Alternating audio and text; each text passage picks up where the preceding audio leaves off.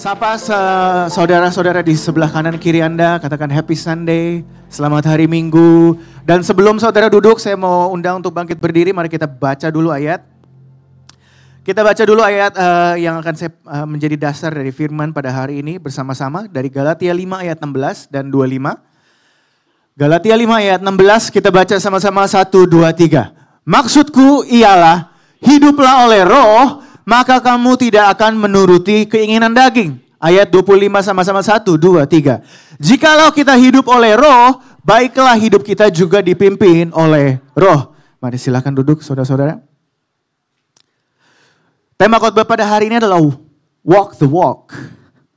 Ini adalah sebuah istilah di dalam bahasa Inggris. Biasanya orang suka katakan, I know you can talk the talk, but can you walk the walk? Saya tahu kamu mungkin bisa ngomong, tapi bisa nggak kamu menghidupinya? Ya, jadi di sini kita mau belajar seperti ayat yang tadi dikatakan bahwa kita bukan cuma bisa ngomong doang, kita hidup oleh roh, tapi kita berjalan juga di dalam roh. Kenapa walk the walk? Kenapa juga berjalan? Karena sebenarnya kalau kita perhatikan di dalam bahasa Inggrisnya, kalau di dalam bahasa Indonesia ini bilang hiduplah oleh roh. Tapi istilah yang dipakai sebenarnya di dalam bahasa Inggris dan juga di dalam bahasa aslinya adalah walk in the spirit. Makanya tema kita selama 2 bulan adalah walk by the Spirit. Berjalanlah di dalam roh, maka kamu tidak akan menuruti keinginan daging. Ayat 25 dikatakan, jikalau kita hidup oleh roh, baiklah hidup kita juga dipimpin oleh roh. Dalam bahasa Indonesianya hidup kita dipimpin oleh roh, tapi di dalam bahasa Inggrisnya dikatakan, let us also walk in the Spirit. Mari kita juga berjalan di dalam roh. Jadi bukan hanya hidup di dalam roh, tapi dalam bahasa Inggrisnya jelas, let us also, mari kita juga berjalan dalam roh. Artinya apa? Kita bisa hidup di dalam roh, tapi tidak berjalan dalam roh. Karena dari ayat ini sudah jelas dibilang bahwa live in the spirit sama walk in the spirit itu adalah 2 hal yang berbeda. Makanya kenapa tema hari ini adalah walk the walk. Bukan cuma sekedar kita menghidupi apa yang kita omongkan, tapi juga memang karena istilah yang dipakai itu adalah walk in the spirit. Dan ini adalah sesuatu yang spesifik, sesuatu yang unik, sesuatu yang berbeda, bukan cuma sekedar hidup oleh roh, tapi berjalan dalam roh. 2 hal yang berbeda, makanya Paulus ngomong gitu. Dan kalau diperhatikan di ayat 26-nya juga dibilang, dan jangan kamu jadi orang gila hormat, jangan kamu suka saling menantang dan saling mendengki. Artinya apa? Ada orang yang hidup oleh roh, tapi dia tidak berjalan dalam roh, makanya dia gila hormat. Dia saling menantang, dia saling mendengki. Berarti ternyata orang bisa hidup oleh roh, tapi ternyata kehidupannya masih gila hormat. Masih saling mendengki, masih suka gosip. Ada berarti kata Paulus orang yang hidup oleh roh, tapi ternyata gaya hidupnya seperti itu. Itu yang katanya Paulus. Makanya hidup tuh bukan cuma hidup doang oleh roh. Jalan juga bersama dengan roh. Makanya di ayat 16 pun juga dikatakan, hiduplah oleh roh, maka engkau tidak akan mengikuti keinginan daging. Di situ walk in the spirit, jalan bersama roh. Itu pentingnya jalan bersama roh, bukan cuma sekedar hidup oleh roh. Dalam bahasa Inggrisnya, walk by the spirit and you shall not fulfill the lust of the flesh. Nah ini ada satu yang mungkin kita perlu perhatikan di sini bahwa ini jangan dibalik urutannya saudara. Urutannya mesti benar ya. Walk in the spirit and you shall not fulfill. Seringkali kita suka balik, kita suka bilang kamu jangan hidup sesuai keinginan daging dulu supaya kamu tetap bisa berjalan dalam roh. Kamu harus hidup seperti ini supaya kamu bisa terus berjalan dalam roh. Ayat ini gak bilang seperti itu. Ayat ini bilang, walk in the spirit, jalan dulu sama roh, maka kamu sebagai akibatnya, sebagai hasilnya, sebagai buahnya, kamu tidak akan mengikuti keinginan daging. Makanya kenapa waktu perempuan yang tertangkap berbuat zina, apa yang Yesus lakukan? Dia katakan seperti ini, aku juga tidak menghukum kamu. Sekarang pergi dan jangan berbuat dosa lagi. Seringkali kita suka bilangnya, kamu jangan berbuat dosa dulu. Supaya nanti kamu bisa diselamatkan, supaya kamu bisa berkenan sama Tuhan, supaya kamu bisa menerima gift dari Tuhan.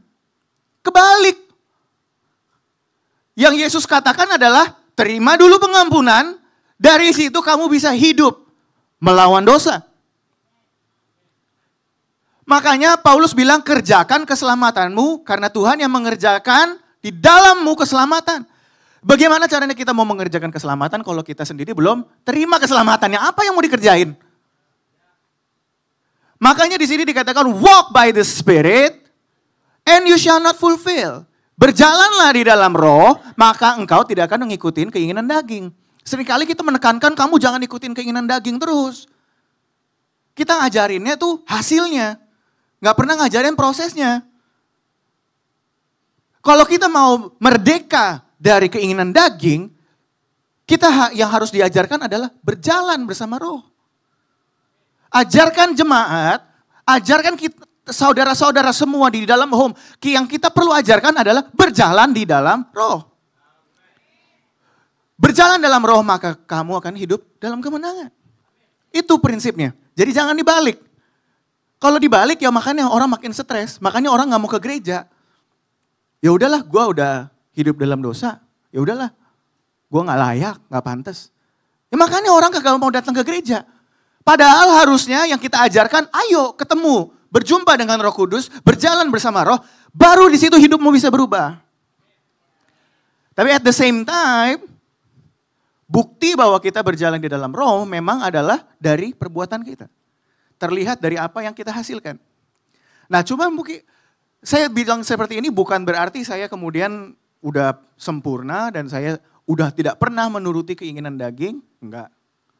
Tentu saya masih mengikuti keinginan daging sesekali.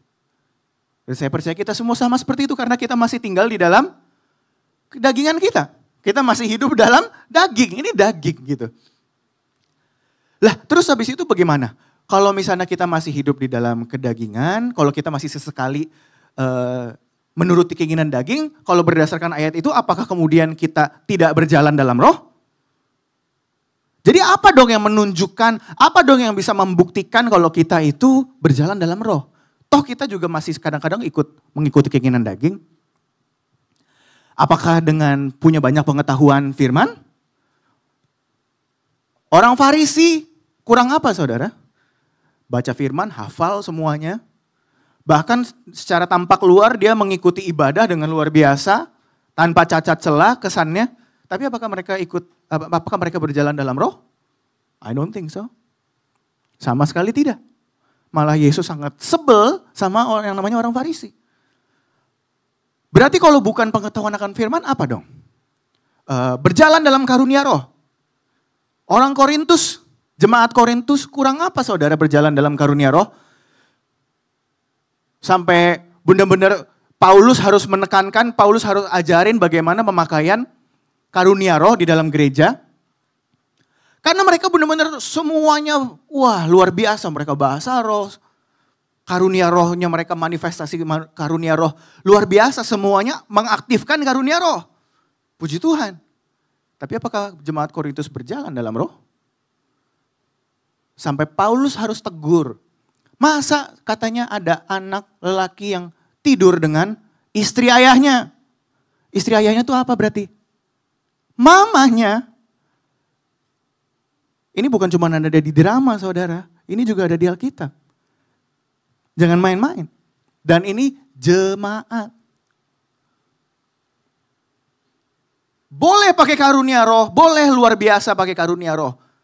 Tapi apakah mereka hidup berjalan bersama roh? No. Jadi apa dong? Kalau bukan pengetahuan kita akan firman, bukan bagaimana kita mengaktifkan karunia roh, kemudian apa? Apa yang bisa kita lihat? Ini yang akan saya bahas pada hari ini. 3 poin, 3 hal, 3 indikator yang boleh kita cek, kita renungkan bersama-sama. Lihat dari 3 hal ini, introspeksi diri, minta roh untuk menyelidiki hati kita. Apakah benar-benar kita berjalan bersama roh? Karena mungkin kita memang belum sempurna, tapi kalau kita melihat ada 3 indikasi ini, saya percaya itu boleh menjadi peneguhan buat kita, boleh menjadi kekuatan buat kita bahwa saudara sebenarnya sudah berjalan di dalam roh. Tapi kalau belum, berdoa saudara agar saudara terus berjalan di dalam roh. Dan saya percaya tiga indikator ini adalah menurut saya cukup mudah untuk bisa kita perhatikan, bisa kita lihat sehari-hari seperti apa.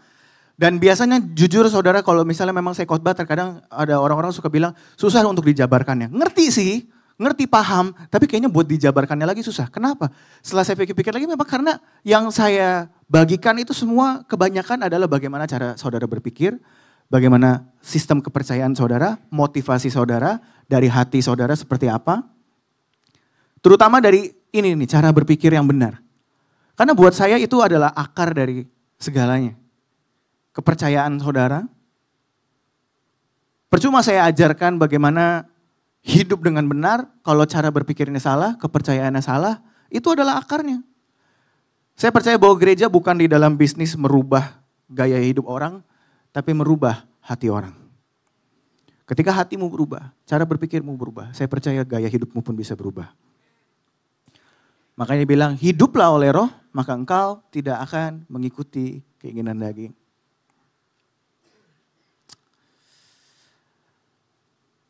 Jadi yang pertama, indikasi pertama adalah perspektif yang berubah.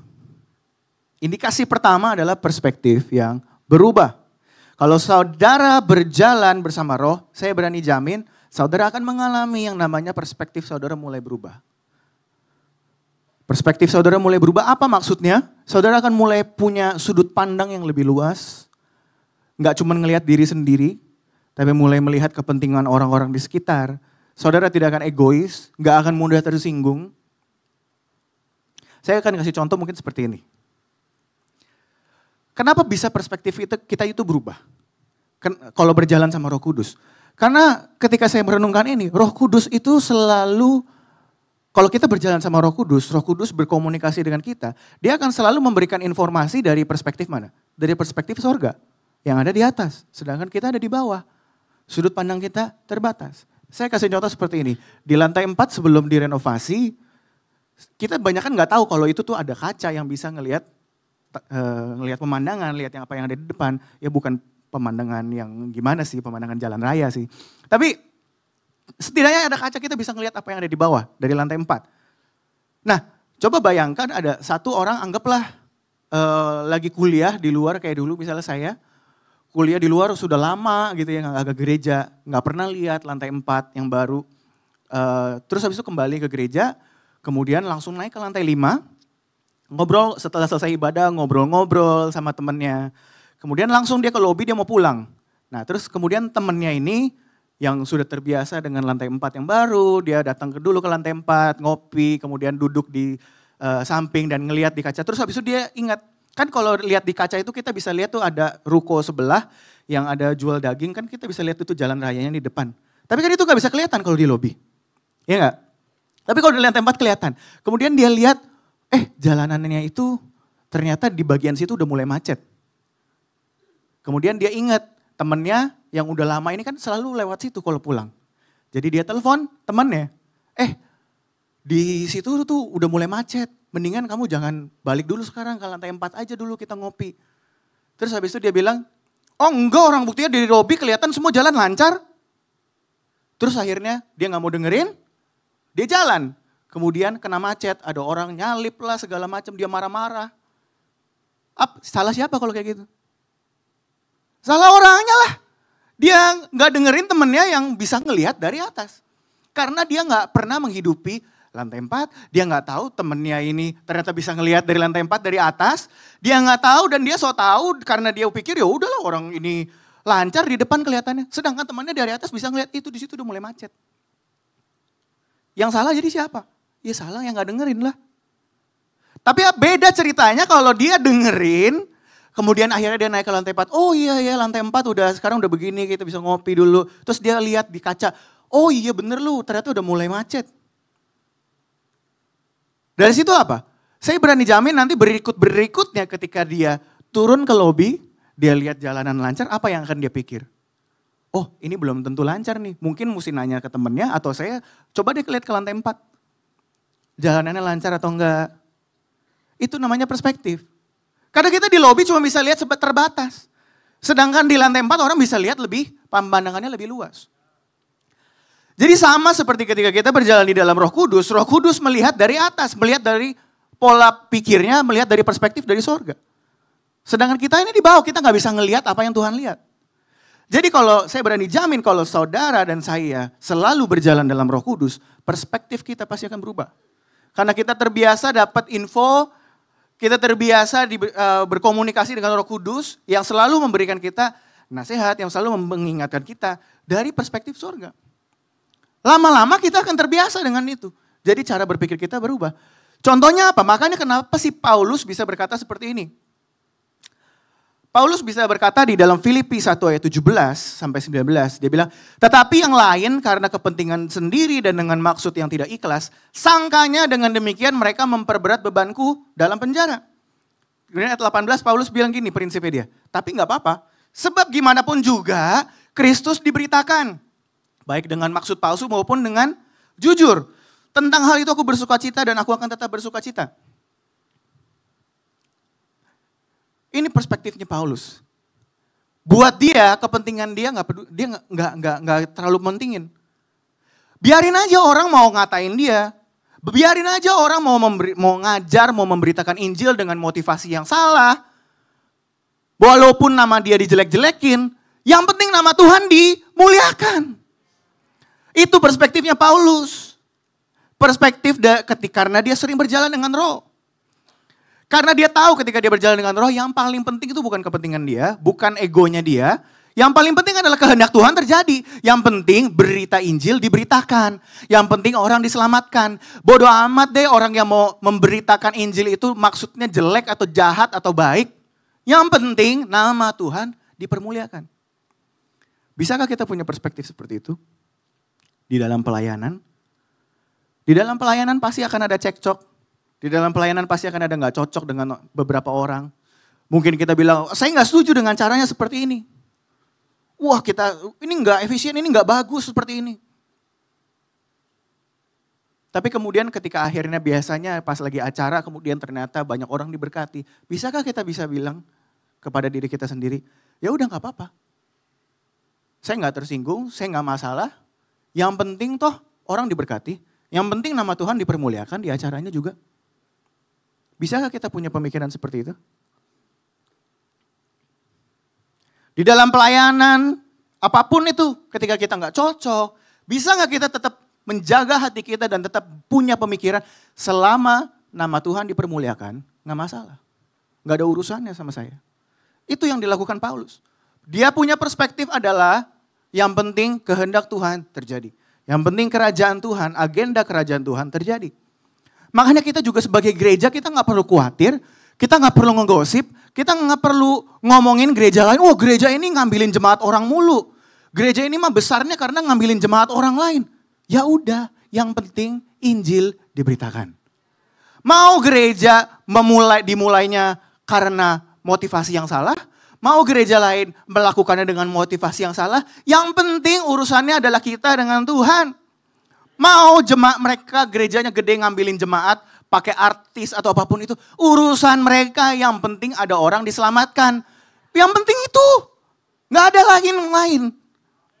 Ketika kita punya perspektifnya benar, perspektifnya itu adalah kehendak Tuhan, kita udah gak peduliin yang hal-hal seperti itu.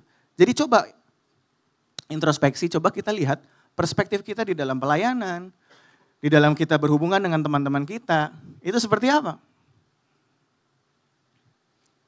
Apakah kita punya perspektif yang benar? Apakah kita mementingkan kehendak Tuhan lebih daripada ego kita sendiri? Apakah kita mudah tersinggung? Atau enggak?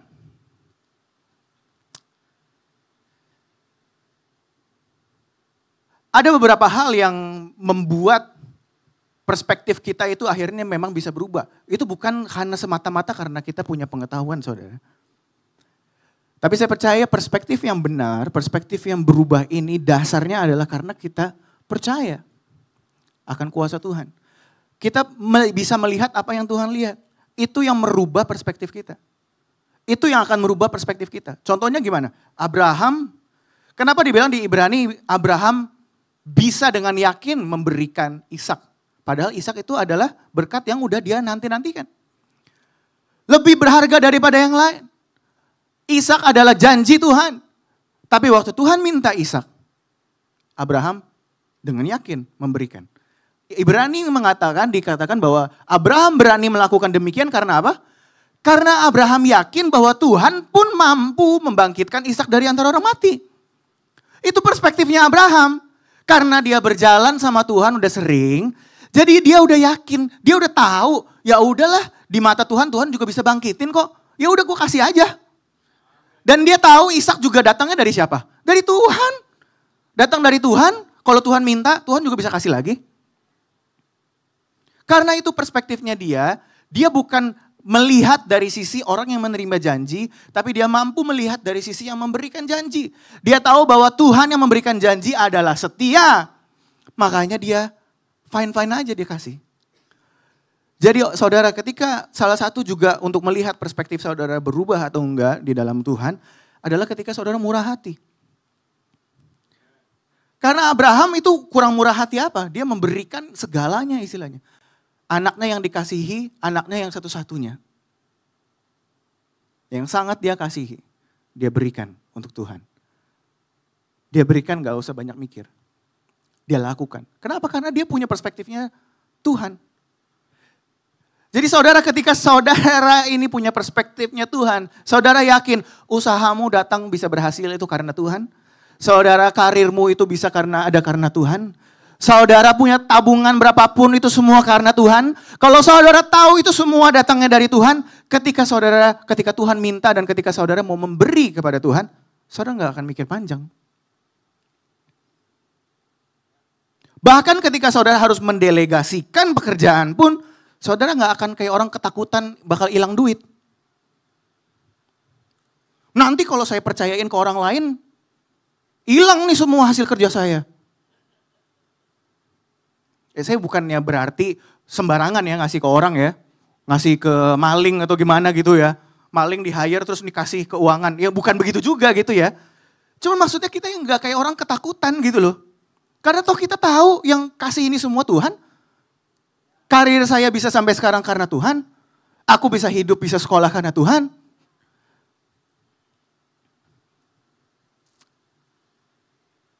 Jadi itu terlihat dari respon kita, terlihat dari cara berpikir kita, terlihat dari, bahkan itu bisa terlihat nanti dari cara saudara memanage usaha saudara.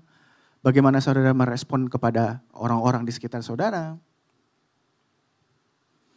Dan kemudian yang kedua juga bukan hanya keyakinan kepada Tuhan, tapi juga ini adalah salah satu yang menunjukkan saudara ini punya perspektif makin lama makin berubah.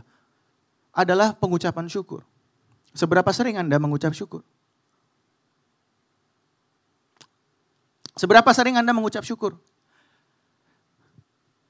Makanya Paulus juga di Filipi dikatakan, di Filipi 4, janganlah hendaknya kamu khawatir tentang apapun juga, tetapi nyatakanlah dalam segala hal keinginanmu kepada Allah dalam doa dan permohonan dengan ucapan syukur. Kita sering ngajarin soal doa, tapi jarang ngomong soal pengucapan syukur. Padahal di sini bukan cuma doa, doa dan pengucapan syukur.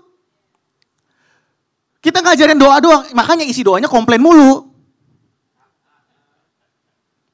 Tapi di sini jelas doa yang benar yang diharapkan adalah doa dengan pengucapan syukur.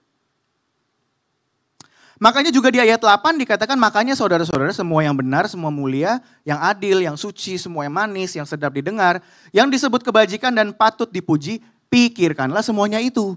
Kalau Paulus suruh pikirkan semuanya itu, artinya apa? Harus dengan sengaja. Artinya dasarnya kita sebagai manusia nggak biasa memikirkan hal-hal yang itu. Jadi sebenarnya saudara positive thinking segala itu bukannya bahasa motivator, itu sebenarnya Alkitabiah itu bahasanya Paulus. Memang kita harus dengan sengaja memikirkan semuanya itu. Saya ingat salah satu yang saya miss atau yang saya kangen dari masa saya waktu di Amerika adalah masa-masa Thanksgiving, which is minggu depan. Thanksgiving biasanya di bulan November, biasa di dalam 1 bulan itu gereja akan merayakan Thanksgiving dan kemudian kita akan mengingatkan diri untuk saling mengucap syukur. Dan biasanya di home saya waktu itu, saya melakukan kayak challenge gitu untuk kepada setiap member di grup WhatsApp. Setiap hari kita sebutkan 5 hal yang kita syukuri. Hari-hari pertama biasa gampang. Oh saya bersyukur karena ini, bersyukur karena itu. Oh gampang kasih list. Udah mulai berapa hari udah mulai bingung. Apalagi yang mau disyukurin. Kayaknya udah gak ada nih yang kejadian bagus-bagus. Akhirnya apa saudara? Supaya bisa dapat penuhin kuota ucapan syukur, kita biasanya paksa, ini saya perhatikan polanya. Kita mulai paksa ganti cara berpikirnya. Ya, saya bersyukur walaupun hal ini terjadi yang saya nggak suka, saya tetap bisa menikmati hal ini. Itu cara berpikirnya mulai berbeda. Saya memperhatikan polanya mulai berbeda ketika kita paksakan diri kita untuk terus bersyukur. Kita mulai berusaha untuk melihat hal-hal yang positif, hal-hal yang patut dipuji, walaupun hal yang terjadi adalah hal yang kita nggak suka. Di situ makanya perspektif kita pun pasti akan berubah. Karena kita terbiasa mengucap syukur.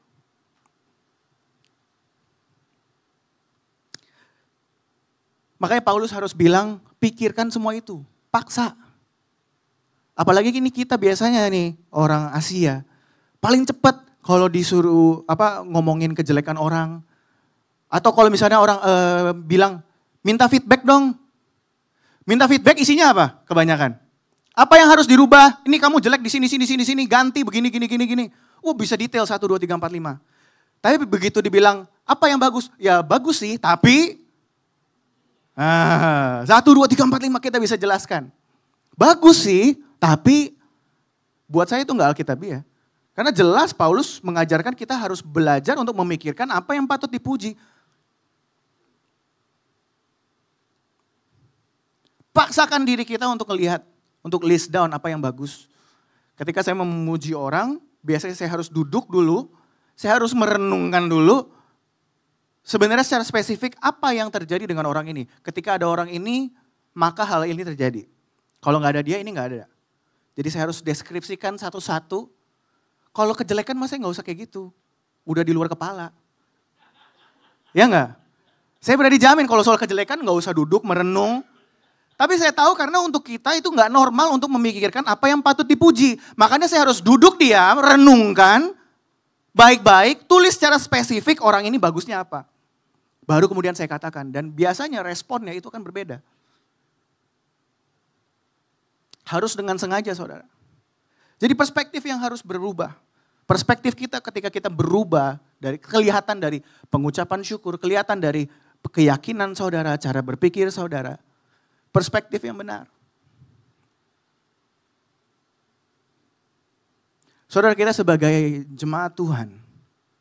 Ini tadi sebenarnya saya nggak bagikan di ibadah satu. Cuman kepikiran aja, saya keinget aja. Sebagai jemaat Tuhan, perspektif kita itu harus berbeda dengan perspektif dunia saudara.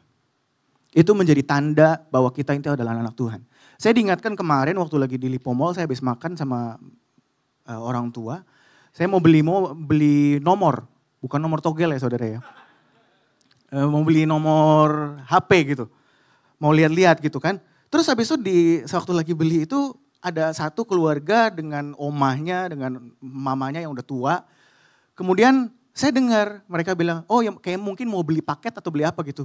15 giga cukup gak? Ya mungkin buat si mama mah udah tua, gak kepake kali, gak apa-apa lah udah yang ini aja gitu. Mungkin itu secara akal sehat, ya masuk akal juga. Ya namanya juga oma-oma di rumah udah ada wifi ya gak perlu toh. Mungkin gak perlu yang beberapa hal. Tapi gak tahu kenapa itu mengusik hati saya. Saat saya dengerin itu saya lagi jalan, saya lagi ngeliat, saya cuma sambil merenung, sambil mikir. Tahu-tahu saya cuma diingatkan di dalam hati saya seperti ini.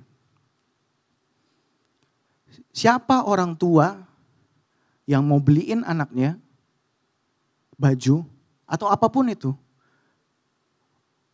bukan yang terbaik. Ada? Saudara beliin baju untuk anak-anakmu, maunya kasih yang terbaik. Sekolah, maunya yang terbaik. Terutama baju, atau misalnya contoh baju atau makanan. Padahal emang anak kecil itu ngerti fashion. Emang anak itu pakai fashion. Emang dia mau fashion show, mau ngasih lihat teman-temannya, bajunya dia mahal, emang dia ngerti? Enggak. Anaknya pakai. Ya yang penting kan kalau buat anak kan yang penting ada baju. Tapi saudara tetap beliin yang terbaik gak? Tapi anak-anak begitu udah gede, udah dewasa. Orang tuanya pas perilakunya ke orang tua, dibilang, ya kan orang tua kan gak pakai juga. Ya udah cukup lah segini. Ngerti gak? Nangkep gak yang saya maksudkan ini? Ketika saya diingatkan itu, di situ saya bilang, yes Tuhan. Kalau saya nanti punya orang tua sudah semakin tua, walaupun mami saya mungkin pakai HP atau pakai apapun itu, mungkin dia nggak perlu yang sampai bagaimana. Tapi saya mau pastikan kalau saya beliin orang tua, saya harus beliin yang saya pun mau pakai. Walaupun mungkin dia nggak perlu. Karena apa? Saya di situ disingatkan, saya merasa Roh Kudus mengingatkan saya, anak Tuhan standarnya harus beda. Anak Tuhan perlakuannya kepada orang tua itu harus beda. Secara dunia, orang dunia mikir, ya udahlah orang tua nggak perlu kan? Ya udah yang secukupnya aja, yang seadanya aja. Saya nggak bilang kita harus beliin yang top of the line sampai bagaimana. Tapi setidaknya yang kita sendiri mau pakai. Di situ saya sadar, di situ saya diingatkan. Itu perspektif saudara. Jangan sampai kita jadi anak Tuhan, di sini terutama yang masih muda, yang masih starji. Jangan sampai kita punya pemikiran itu sama kayak dunia. Itu yang saya diingatkan, saudara. Makanya kenapa, ini sekalian promo, Aero Kids ada ke Panti Jompo, tanggal 14 Desember untuk orang tua yang punya anak, harap didaftarkan. Kenapa? Karena itu juga adalah kerinduan kami dari Aero Kids supaya anak-anak ini boleh diajar, mereka boleh tahu ada orang tua bagaimana mereka melihat opa oma seperti apa. Bagaimana mereka merespon, bagaimana mereka berinteraksi dengan opa oma. Supaya nanti jangan udah gede jadi kurang ajar sama orang opa oma.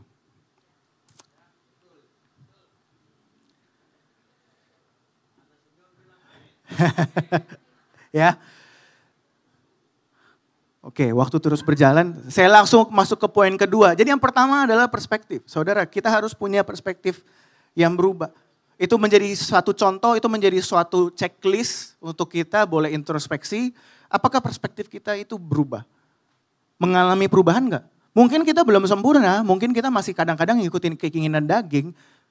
Tapi ketika saudara punya perspektif itu semakin hari semakin berubah, melihat segala sesuatu mulai berubah, mulai bisa melihat seperti apa yang Tuhan lihat, saudara perlu yakin bahwa saudara ternyata itu berjalan dalam roh. Tapi kalau saudara perspektifnya belum berubah, masih sama aja, ya sama, itu biarlah ini menjadi teguran untuk saudara, berarti saya harus mulai berjalan dalam roh. Saya di sini bukan di dalam sedang yang marah-marah atau bagaimana, no. Kalau misalnya saudara merasa perspektifmu masih sama aja, ternyata saudara perspektifnya belum bisa melihat apa yang Tuhan lihat. Perspektifmu ternyata belum berubah, saudara kurang mengucap syukur, saudara kurang yakin mungkin sama Tuhan. Cara berpikirmu ya dari apa yang saya sebutkan tadi ternyata masih pola yang lama. Ya sekaranglah mulai waktunya berjalan dalam roh. Berjalan dalam roh. Pertama kita harus melihat bahwa perspektif kita pasti berubah. Yang kedua adalah ketika kita mulai bisa melihat dengan lensa kasih Tuhan. Ini juga ada hubungannya dengan perspektif. Perspektif kita yang berubah itu bukan cuma sekedar karena pengetahuan, tapi ketika kita mulai melihat dari sisi kasih Tuhan. Perspektif yang berubah didasari karena kita mulai bisa melihat kasih Tuhan. Ini adalah yang kedua.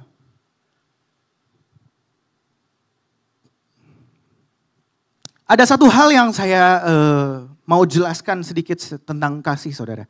Seringkali ini, karena saya suka perhatikan, seringkali kita suka menganggap enteng kasih, kita suka bilang, ya Tuhan sih mengasihi tapi, oh iya memang kita pertama menerima Tuhan karena memang Tuhan mengasihi kita. Tapi habis itu kita mesti begini, begitu. Kayak seolah-olah kasih itu cetek. Seolah-olah kasih itu yang paling basic. Waktu itu mah buat pemula, buat orang yang baru terima Tuhan. No. Kasih itu justru bukan basic saudara. Kasih itu justru yang menunjukkan seberapa saudara bertumbuh di dalam Tuhan. Kita pikir kasih itu pengajaran susu, bukan. Waktu Paulus bilang saya masih harus kasih kamu susu ke jemaat Tuhan. Itu justru Paulus lagi mengajarkan apa? Karena kamu ini masih harus dikasih tahu mana yang benar, mana yang enggak. Masa masih ada yang perpecahan di dalam gereja. Masih ada yang seperti ini. Kamu masih harus bilang saya golongan Apolos, saya golongan Paulus. Kamu masih ngomong kayak gitu, itu kamu masih perlu susu.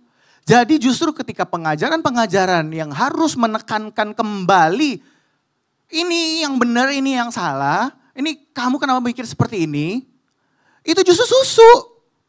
Kadang-kadang kita suka pikir pengajaran yang menekankan dosa, atau ini kamu kayak begini harusnya. Kita pikir itu justru adalah kedalaman. No, itu basic, itu susu sebenarnya. Makanya kenapa Paulus di dalam setiap kali kalau dia lagi menyebutkan soal misterinya Tuhan, terutama dia ada sempat bilang di dalam Efesus yang pernah juga saya bahas, dia bilang biarlah kiranya, Paulus sedang mendoakan jemaat, dia bilang kiranya kalian semua dikuatkan dengan kekuatan, dengan with power, strengthened with power, dengan kuasa. Kita selalu ngomong soal kuasa dari Roh Kudus. Tujuannya buat apa? Supaya kita bisa memahami, itu di ayat 16, sehingga oleh imanmu Kristus diam di dalam hatimu dan kamu berakar serta berdasar di dalam kasih. Tujuannya kuasa itu untuk itu. Kemudian lanjut di ayat 18-nya. Aku berdoa, Paulus berdoa supaya kamu jemaat Tuhan yang sudah kenal Kristus bersama-sama dengan segala orang kudus dapat apa? Memahami betapa lebarnya, betapa panjangnya, tingginya, dalamnya kasih Kristus. Dan dapat mengenal kasih itu. Ini dia ngomongnya ke jemaat loh, yang sudah kenal Kristus loh. Paulus berdoa supaya mereka bisa kenal kasih Kristus. Emang mereka belum kenal? Artinya apa saudara? Kasih itu terus ongoing. Kita berjalan, kita makin hari makin mengenal kasih Kristus. Jadi kasih itu bukan basic sebenarnya. Justru kasih itu is the meat. Kita harus mengerti kasih itu. Petrus saat pertama kali saudara. Pertama kali dia ngalamin Tuhan. Pertama kali dia ngikut Yesus. Dia mengalami satu mujizat, yaitu mujizat apa? Jala ikan itu. Yang dia jala tiba-tiba penuh, robek. Dan kemudian apa yang terjadi? Dia datang kepada Yesus, dia tersungkur di hadapan Yesus. Dia bilang apa? Ya Tuhan, menjauhlah daripadaku sebab aku ini orang berdosa. Pertama kali dia ngalamin Tuhan, pertama kali dia melihat kekuasaan Yesus, yang dia sadar apa? Kekudusan Tuhan dan dosanya dia. Saya bukan bilang kekudusan Tuhan dan dosa itu sesuatu yang cetek ya. Tapi justru saudara, pertama kali kita ngalamin Tuhan, yang pasti kita sadar itu adalah kekudusan Tuhan dan dosa. Kita sadar bahwa kita nggak layak. Kita sadar bahwa Tuhan itu kudus. Tapi seringkali kita anggap, oh kalau kita bertumbuh dalam Tuhan tuh, kita makin sadar betapa berdosanya kita. Ada benernya juga, tapi mari coba kita lihat di Petrus waktu di akhir Yesus berjumpa sama Petrus setelah dia bangkit, apa yang terjadi? Petrus juga mengalami hal yang sama. Mancing ikan, gak dapat, kemudian akhirnya dapat ikan banyak. Kemudian dia bilang, oh itu Tuhan. Yohanes bilang, itu Tuhan Yesus. Apa yang Petrus lakukan? Langsung dia terjun. Padahal saudara, dosanya Petrus kira-kira gedean mana? Waktu pertama kali atau pas yang terakhir? Yang pertama Petrus belum nyangkal Yesus. Di yang terakhir, Petrus udah nyangkal Yesus 3 kali. Dosanya gedean mana? Dosanya gedean yang terakhir lah. Tapi beda responsnya. Yang pertama kali, justru waktu pertama kali, Tuhan menjauhlah dari aku. Responsnya yang kedua, dia terjun menyamperin Tuhan. Dia mendekat kepada Yesus. Saya percaya itu kenapa? Karena waktu Yesus bangkit, ada satu momen di situ dikatakan bahwa Paulus juga berkata bahwa ketika Yesus bangkit, dia menunjukkan dirinya kepada Kefas, kemudian kepada yang lain. Pertama dia menunjukkan diri kepada Kefas, yaitu kepada Petrus. Saya percaya itu ada sesi khusus, konseling khusus dari Yesus untuk merestorasi kasihnya kepada Petrus. Sampai Petrus bisa sedemikian rupa. Kembali. Dari yang tadinya Petrus sebelum Yesus mati dia bilang, nih saya gak bakal nyangkal Tuhan. Yang lain boleh nyangkal Yesus, saya gak akan nyangkal Tuhan. Dia begitu pede dengan kasihnya kepada Kristus. Ternyata gagal. Karena kasih kita kepada Kristus itu terbatas, saudara. Pemahaman kita akan kasih makanya kagak dalam. Karena kasih kita terbatas. Makanya Paulus bilang, kita perlu kuasa untuk dapat mengenal kasih Yesus. Karena itu di luar akal, di luar pikiran. Makanya kita bertumbuh di dalam kasih.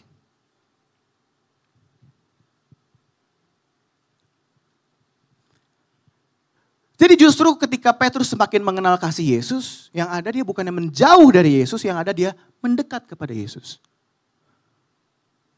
Jadi kasih Yesus itu bukannya supaya kita bisa seenaknya. Kalau kita pikir Tuhan mengasihi saya terus supaya saya bisa hidup seenaknya, itu yang Paulus bilang nih, gue masih harus kasih lu susu. Itu namanya lu anak kecil kagak ngerti. Buat apa kasih Tuhan dikasih? Buat kenapa Tuhan begitu mengasihi kita? Kalau kita masih berpikir supaya kita bisa hidup seenaknya, itu namanya kita masih anak kecil, gak ngerti. Makanya Paulus gak bisa menyingkapkan rahasia yang lebih.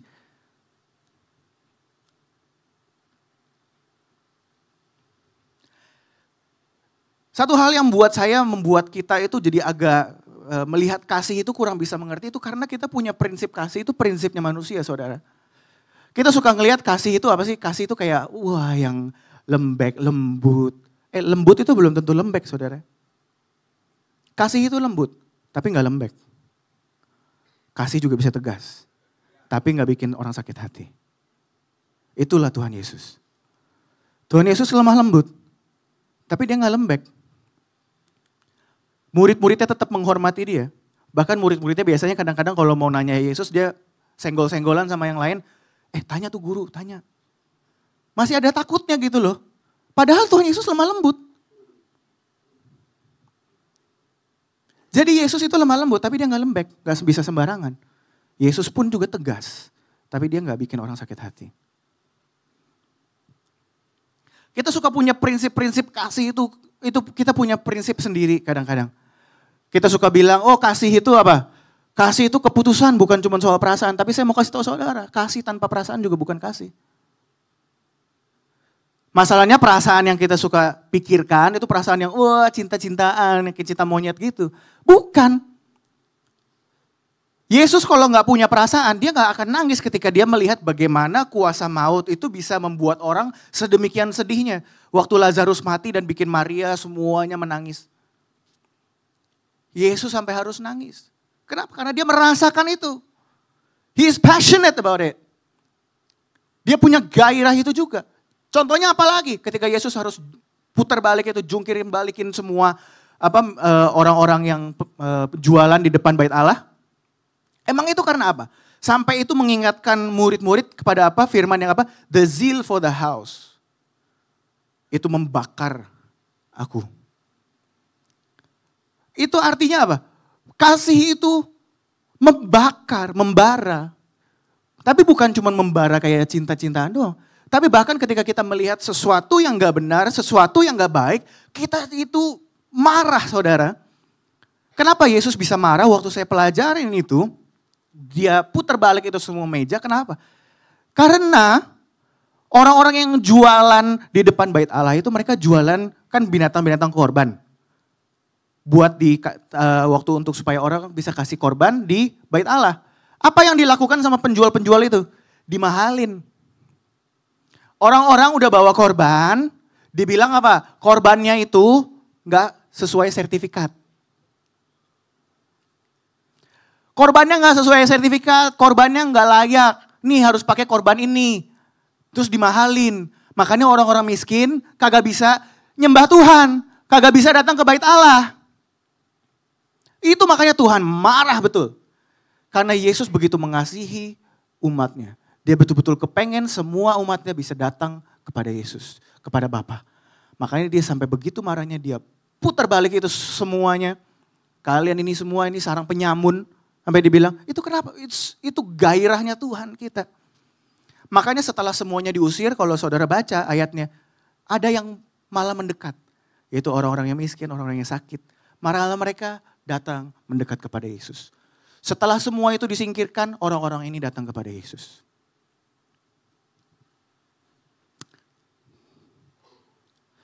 Jadi saudara kita juga jangan sampai kita menjadi gereja dengan standar kita sendiri. kita bikin susah orang untuk datang kepada Tuhan. Jangan sampai juga kita sebagai gereja, jangan sampai kita mungkin ada yang menjadi home leader atau apapun itu. Kita pakai standar kita sendiri yang menurut kita benar dan kita paksakan itu kepada orang-orang sampai orang-orang itu jadi gak mau datang lagi ke gereja.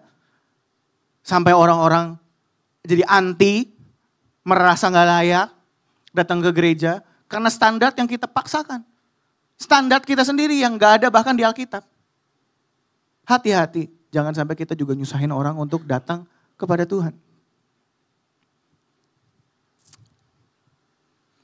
Jadi seringkali kita itu jangan sampai punya pemikiran bahwa kasih itu kita punya prinsip sendiri tentang kasih. Semakin saya mengerti tentang kasih, semakin banyak hal baru tentang kasih yang saya mengerti. Bahwa tadi, kasih itu lemah lembut, tapi nggak lembek. Kasih bisa tegas, tapi tidak menyakiti.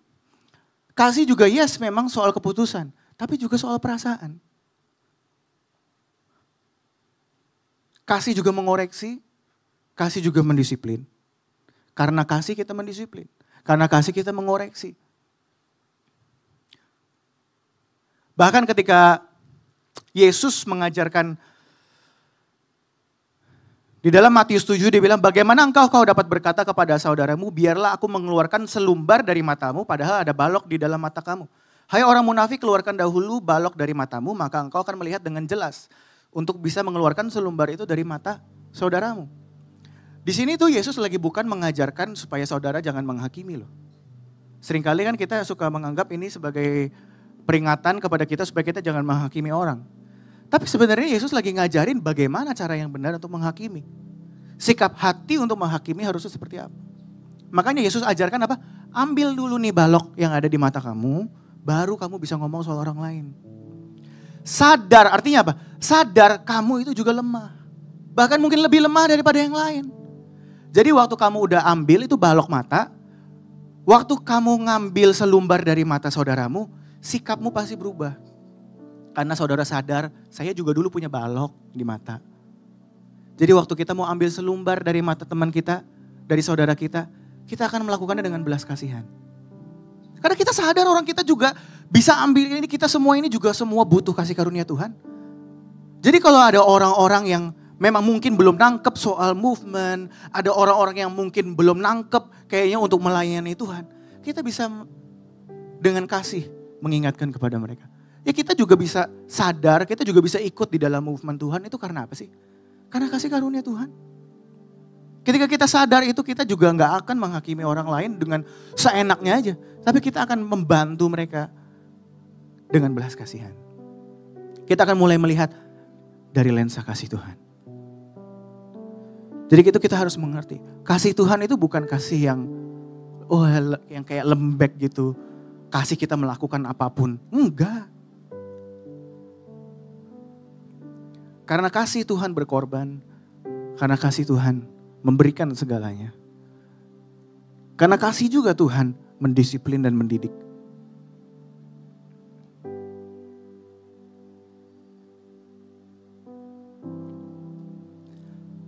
Jadi satu hal yang dapat membuktikan saudara, jika saudara itu penuh kasih, jika saudara itu berjalan di dalam roh, adalah ketika saudara mulai bisa melihat dari sisi kasih.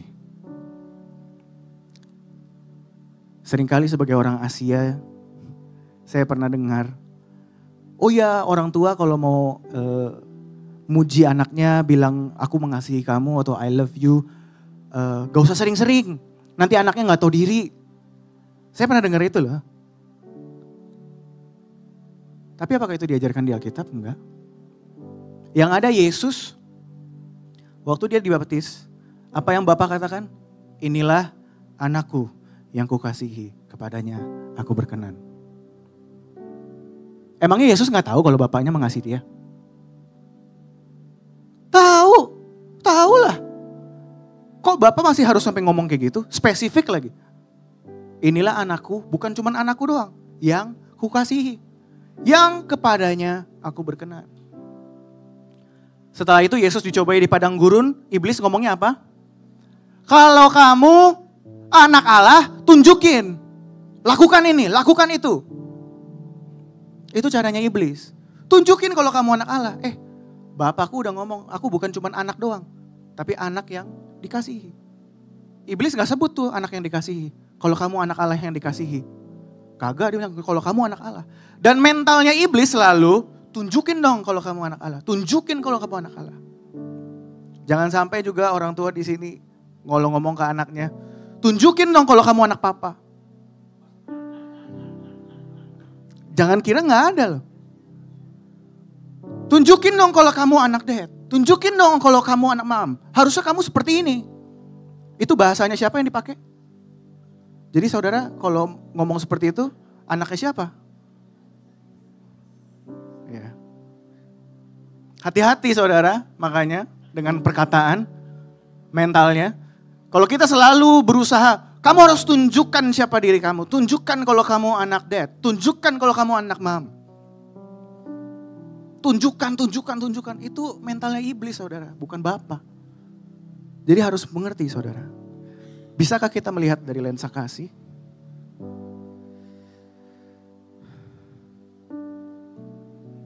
Dan sebagai yang terakhir, sebagai penutup. Poin ketiga. Kalau poin pertama perspektif yang berubah, kedua adalah tentang kasih. Kita mulai bisa melihat dari lensa kasih. Yang ketiga adalah ketika kita punya damai sejahtera yang melampaui akal. Damai sejahtera dan Roh Kudus gak bisa dipisahkan. Ketika Yesus di pesannya dia kepada murid-murid, aku akan meninggalkan Roh Kudus, penghibur kepada kamu. Tapi dia gak stop sampai di situ. Ada satu lagi yang dia tinggalkan. Dia bilang apa? Damai sejahtera aku tinggalkan kepada kamu. Damai sejahtera yang daripada aku bukan dari dunia. Jadi bukan cuma Roh Kudus doang saudara. Tapi ada damai sejahtera. Makanya kenapa iblis gak suka dengan damai. Makanya kenapa zaman-zaman sekarang anak-anak muda suka bilang ya mental health issues lah. Depresi. Ada benernya juga. Kenapa? Karena iblis gak mau anak-anak Tuhan ngambil porsinya yaitu damai sejahtera. Kerjaan iblis itu kan selalu adalah untuk mencuri. Dan membinasakan.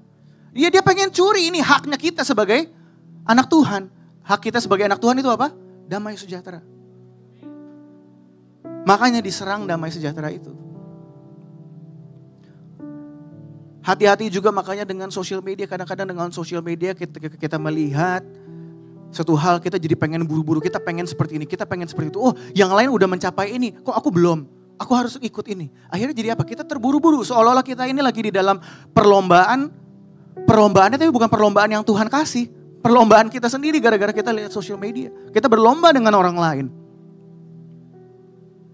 Saudara, kalau kita perhatikan Yesus itu selalu damai. Damainya terlihat dari mana? Dia gak pernah loh, kalau kita perhatikan di Alkitab gak pernah ada satu ayat Yesus itu terburu-buru, Yesus lari-lari. Pernah lihat? Yang ada ayatnya apa? Yesus berjalan. Bahkan saat dia lagi mau ke rumahnya Yairus, anaknya udah mau mati. Bahkan anaknya mati aja, Yesus masih jalan. Bahkan lagi di tengah jalan, itu ada yang nyentuh Yesus. Perempuan yang sakit pendarahan 12 tahun, apa yang Yesus lakukan? Berhenti. Yesus santai, jalan. Kalau kita mungkin dalam kita mikir, ini nih generasi yang lagi muda nih, kan kita butuh revival di generasi yang muda. Perempuan yang anaknya Yairus itu. Ayo buru-buru Yesus. Buru-buru Tuhan. We are in the movement. Buru-buru ayo let's go. Yesus jalan. Bahkan dia berhenti. Masih sempat dia menyentuh generasi yang di atasnya. Generasi yang lebih tua. Perempuan yang lebih tua yang sakit pendarahan. Dia masih sempat berhenti. Dia masih sempat melayani. Bahkan dia sampai bilang, daughter, anakku, imanmu menyelamatkanmu. Dia masih sempat berhenti. Temponya Yesus selalu seperti itu. Dia gak pernah terburu-buru. Jadi ketika kita berjalan bersama Roh Kudus, saya percaya kita juga gak akan buru-buru. Yes, we are in the movement. Kita percaya Tuhan is in the move. Tapi kita gak buru-buru. Beda buru-buru dengan percepatan saudara. Di dalam Tuhan ada percepatan, tapi dalam Tuhan gak buru-buru. Saya percaya ada percepatan. Saya percaya tapi kita gak usah buru-buru. Kita gak perlu gelisah seolah-olah kayak kita dikejar setan.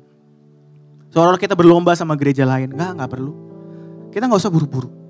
Kita percaya ada percepatan. Kita berjalan sama Tuhan. Seperti Tuhan, makanya walk the walk. Jalan, walk. Seperti Yesus. Yesus tahu dia sanggup membangkitkan anaknya Yairus. Makanya dia santai aja. Makanya bukti bahwa kita berjalan dalam roh adalah perspektifmu melihat Tuhan seperti apa. Ketika kita melihat dengan kasih Tuhan. Kasih Tuhan yang makanya dia sampai stop untuk melayani perempuan yang sakit pendarahan 12 tahun. Karena hati Tuhan penuh dengan kasih. Dan dia penuh dengan damai sejahtera. Karena Roh Kudus bekerja selalu dengan damai. Kita boleh khawatir, kita boleh terus memikirkan, ada masalah gak apa-apa. Tapi kita punya damai sejahtera. Itu adalah bukti saudara berjalan dalam roh. Ada amin saudara. Saya sudah selesai. Tapi aku percaya Tuhan kau belum selesai. Biarlah engkau terus bekerja di dalam hidup kami. Tuhan untuk kami Tuhan yang melihat dari 3 hal ini. Biarlah Tuhan kami boleh belajar. Biarlah kami boleh melihat. Roh Kudus biarlah Tuhan kau selidiki hati kami. Apakah kami betul-betul memiliki perspektif yang berubah? Apakah kita betul-betul bisa melihat mulai dengan kasih yang daripadamu? Apakah kita punya damai sejahtera yang daripada Tuhan di dalam bergerak, di dalam melayani, di dalam bekerja, di dalam menghadapi hari esok? Apakah kita punya damai sejahtera yang daripadamu? Tuhan selidiki hati kami, biarlah 3 hal ini boleh menjadi perenungan bagi kami. Untuk kami boleh melihat apakah kami betul-betul berjalan dalam roh. Biarlah ini boleh menjadi peneguhan untuk kami.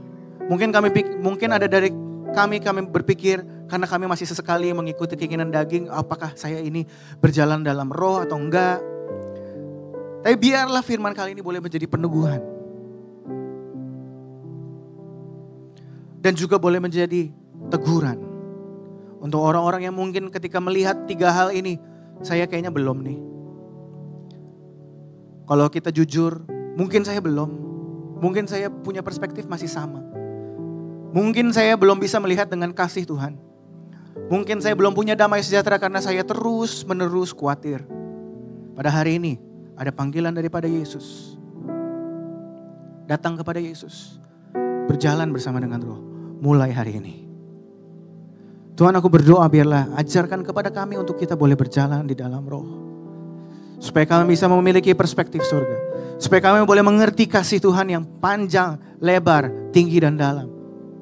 Dan supaya kami bisa memiliki damai sejahtera daripada-Mu Tuhan. Tuhan ajarkan kami Tuhan.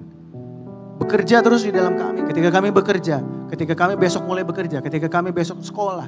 Ketika kami di rumah berhubungan dengan orang tua atau berhubungan dengan anak. Lord I pray. Let your grace and mercy be upon us. Biarlah Tuhan kau terus bekerja di dalam kami. Biarlah gereja, aku juga berdoa untuk gereja ini. Ketika gereja ini sedang di dalam movement of God. Biarlah gereja ini juga terus bisa fokus kepadamu dan tidak terburu-buru. Tetapi biarlah kami bisa memiliki tempo yang daripada Yesus. Biarlah kami bisa mengikuti iramanya Yesus. Biarlah kami terus sebagai gereja terus berjalan bersama dengan Yesus. Terus berjalan bersama dengan Roh Kudus. Tidak berjalan, tidak berusaha menggenapi nubuatan dengan kekuatan sendiri. Sehingga menghasilkan Ismail. Tapi biarlah kami senantiasa berjalan bersama dengan Engkau. Menantikan Ishak, anak perjanjian itu. Lord, I pray for this church, blessings for this church, blessings for your people. Berkati Tuhan jemaat-jemaat-Mu dengan berkat yang daripada-Mu Tuhan. Biarlah kami pada hari ini betul-betul boleh melihat dan boleh belajar untuk berjalan dengan Roh. In Jesus' name, biarlah semua yang percaya boleh katakan, Amin.